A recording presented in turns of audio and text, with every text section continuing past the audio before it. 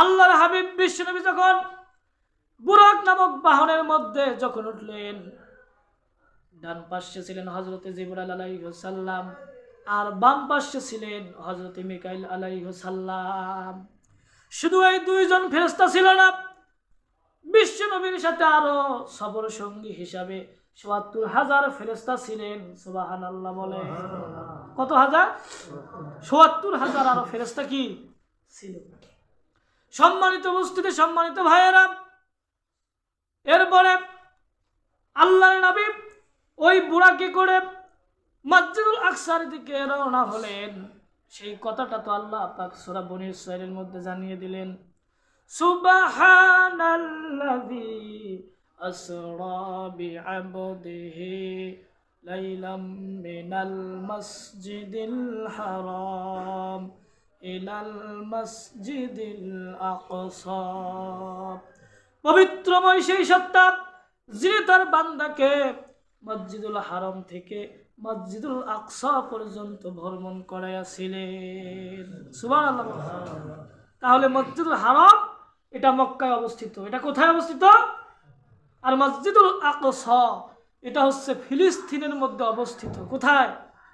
ফিলিস্তিন।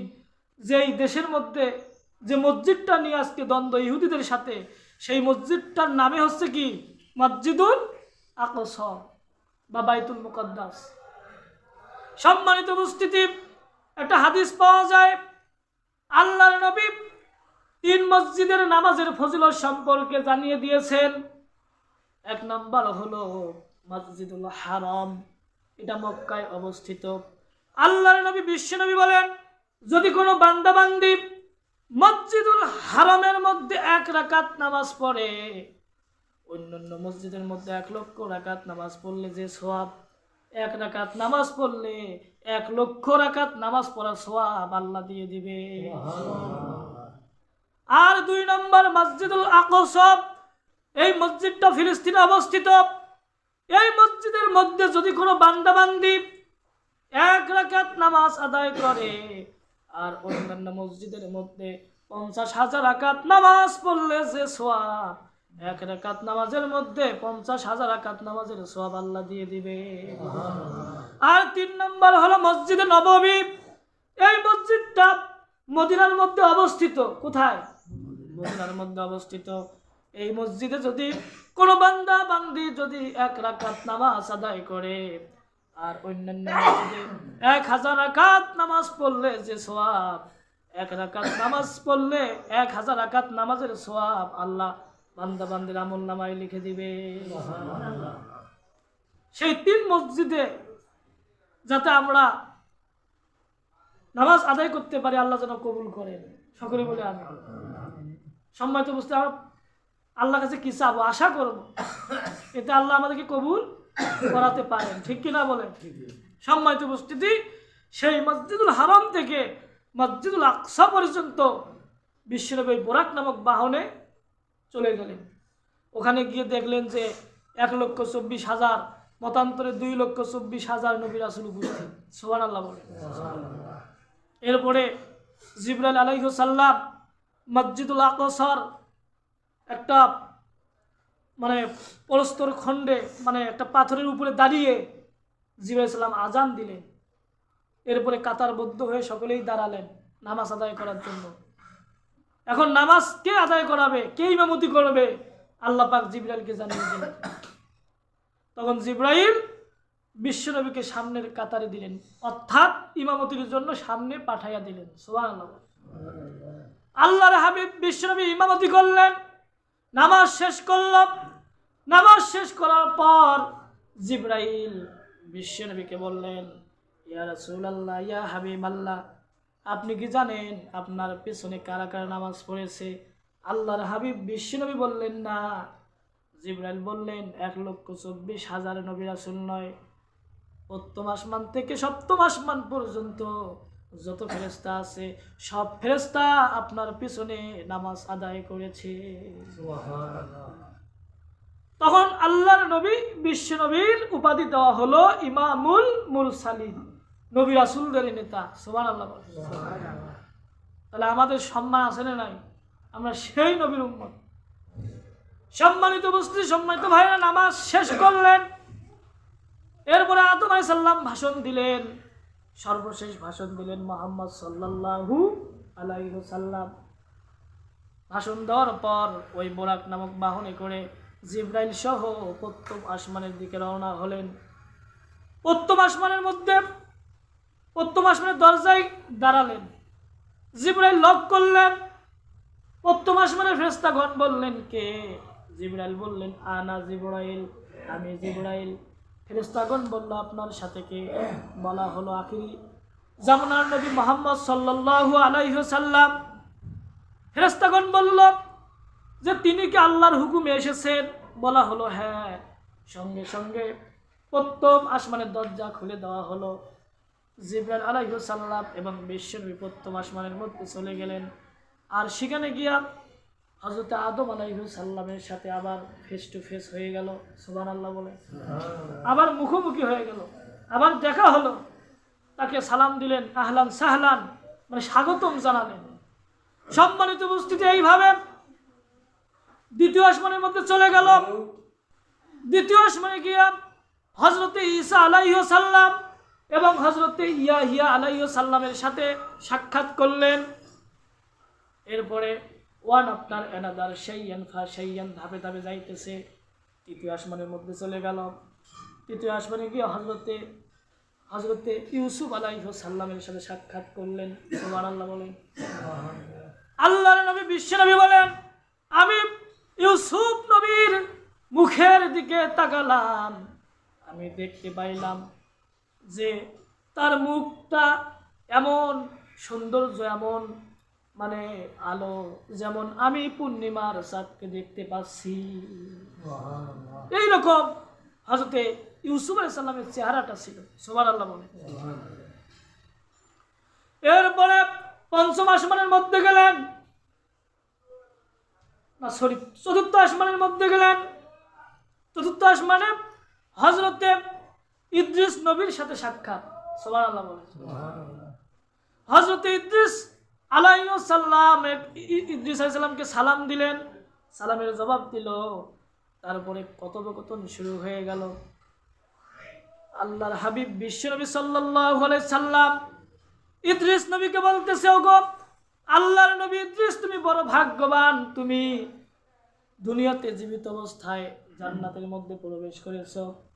হযরত ইদ্রিস আলাইহিস সালাম বলতেছেন, আল্লাহি তাল্লাহি, আমি আল্লাহর কসম করে বলতেছি, আমি নামে মাত্র জান্নাতে এসেছি, কিন্তু এখনো জান্নাতের ভিতরে আমি ঢুকতে পারি নাই।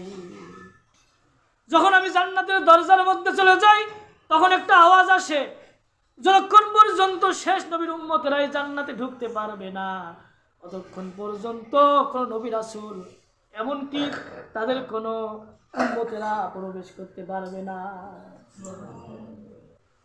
তখন ইদ্রিস নবী বলল, ইয়া রাসূল আল্লাহ, ইয়া হাবিব আল্লাহ, আমি ইদ্রিস যদি নবী না হয়, আমি যদি আপনার উম্মত হতে পারতাম, তাহলে আমার জীবনটা কতই না ধন্য হয়ে যেত।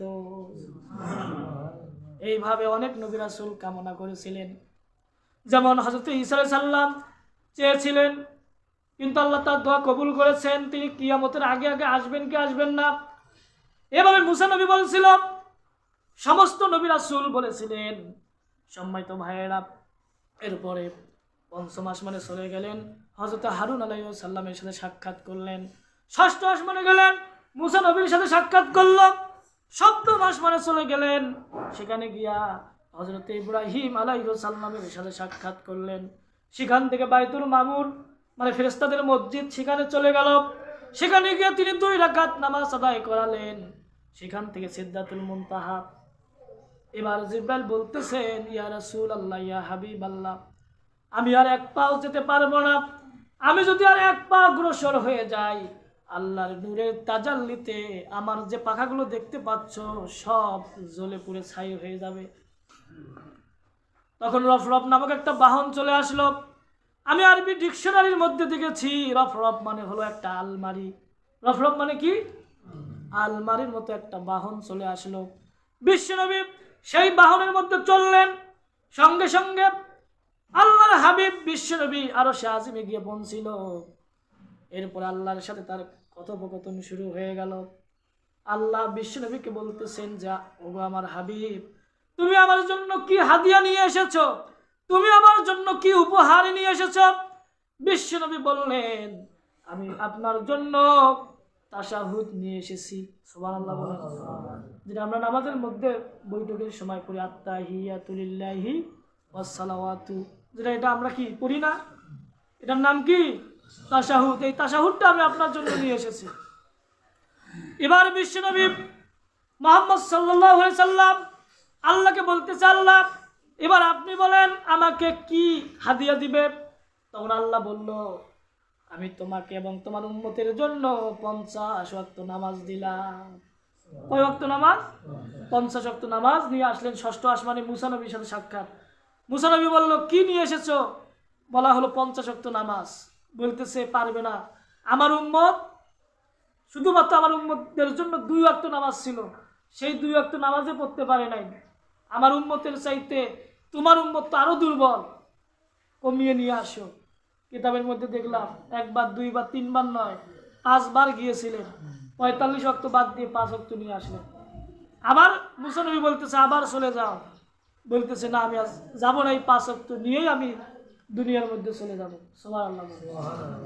তখন আল্লাহ পাক পবিত্র কুরআনুল কারীমের মধ্যে জানিয়ে দিলেন, মান জাআ বিল হাসানাতি ফালাহু আশরু আমসালিহা, যে ব্যক্তি একটি নেক আমল করবে তার প্রতিদান হলো 10 গুণ সমান সওয়াব।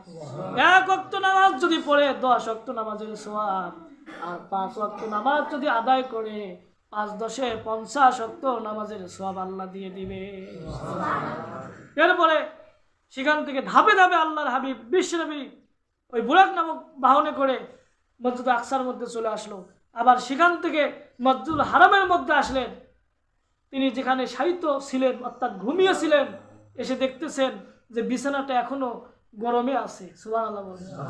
যেখানে উজু করেছিল সেই উজুর পানি এখনো করতেছে।